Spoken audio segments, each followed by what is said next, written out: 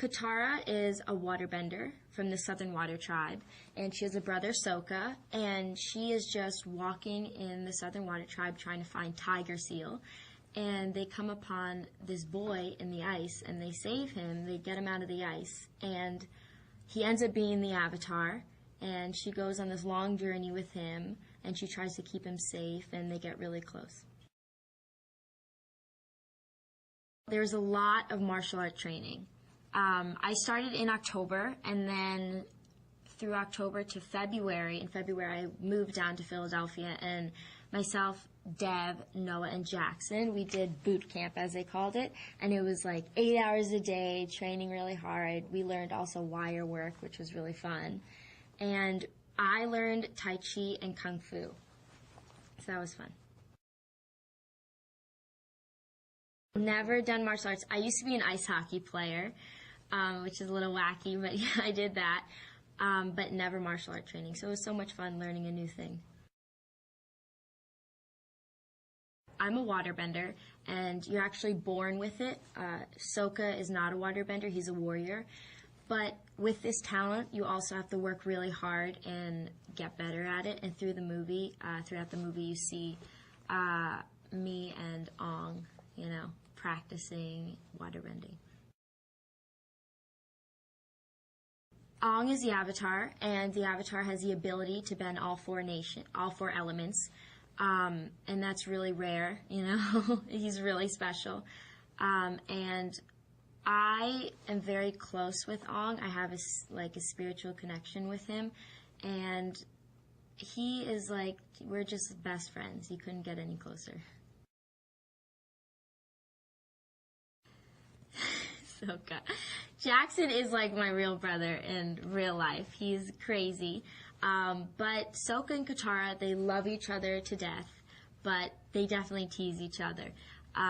In the first scene of the cartoon, there is a scene in the movie, and she's practicing waterbending, and she thinks she can do it, and she's great at it, and of course, Sokka ends up getting wet all the time, and he gets mad at her, but they're not bad. They love each other. He has a boomerang, and he's a little upset he can't bend, but he's a really good warrior. M. Night is so amazing to work with. I'm so lucky to get the chance to work with him. And he is such a great director. His vision for this movie, like I just said, is so... family and spirituality and all that is so important to him. And you can completely see that shines in the movie. Greenland, the land was so untouched and unreal and beautiful. It was, one night we went there, we had to stay a little later, and it was 31 below. It was insane.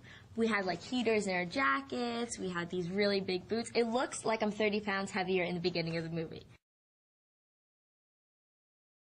The experience of shooting Greenland was amazing and unreal. The land was untouched, and the funny thing is that in case of a huge snowstorm, they don't really have street signs. They have these houses that are colored, say the hair salon would be the yellow house and the doctors would be the red house. I thought that was so interesting.